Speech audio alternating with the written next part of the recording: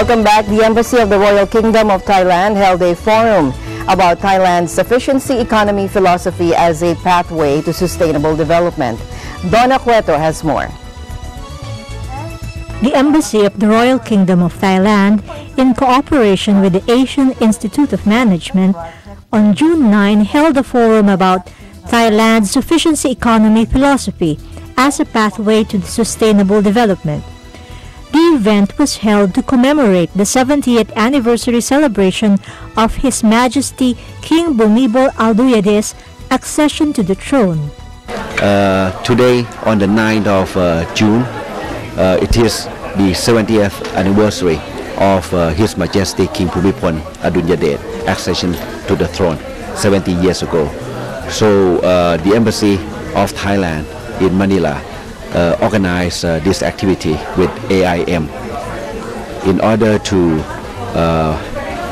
get audience to empower them how to proceed on agriculture, especially with the philosophy of His Majesty the King, which is sufficiency economy.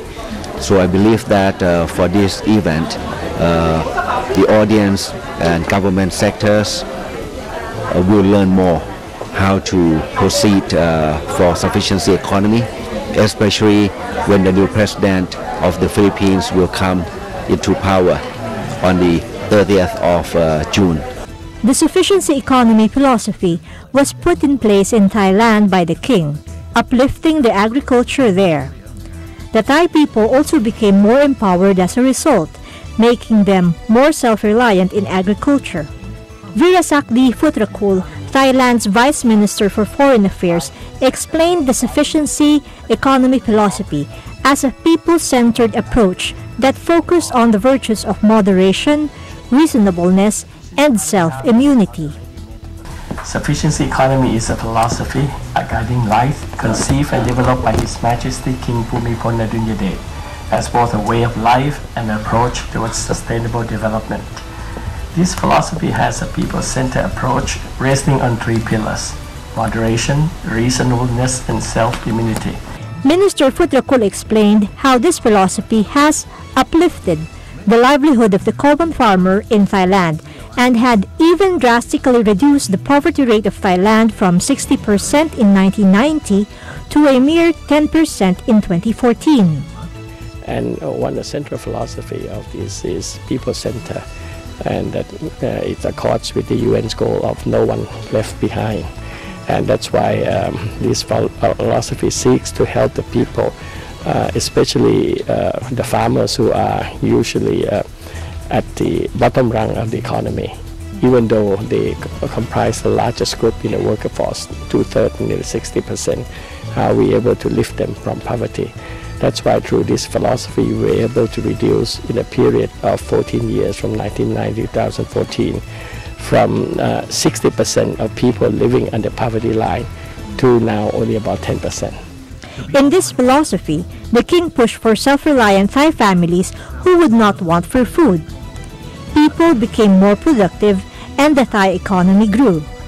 Dr. Ernesto Pernia, the incoming head of the National Economic and Development Authority, under the new administration, said this sufficiency economy philosophy of Thailand was responsible for pushing Thailand into an agricultural leader, particularly in rice production in the ASEAN region. Thailand, for example, has a clear, distinct comparative advantage in terms of agriculture, especially rice. So staple food, rice, and other more basic food items, clearly Thailand is self-sufficient. The sufficiency economy principle can be of benefit to the ASEAN region, according to AIM Professor Dr. Federico Macaranas, who is also the Executive Director of the AIM Policy Center. Or ASEAN region. ASEAN can be self-sufficient in many raw materials because we are a major natural resource base for China and India, the two biggest countries that will demand more of our resources.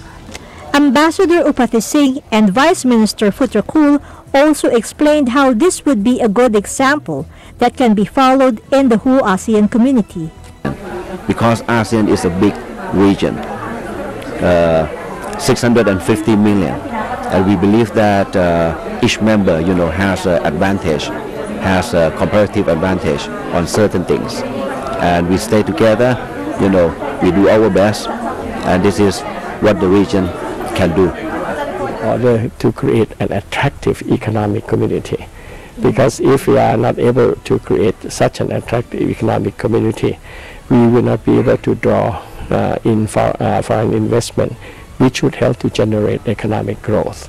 So, but at the same time, if we are all have national resilience, community resilience, we will be in a better bargaining position vis-a-vis, the economic giants. So that's why we think that this philosophy could help ASEAN.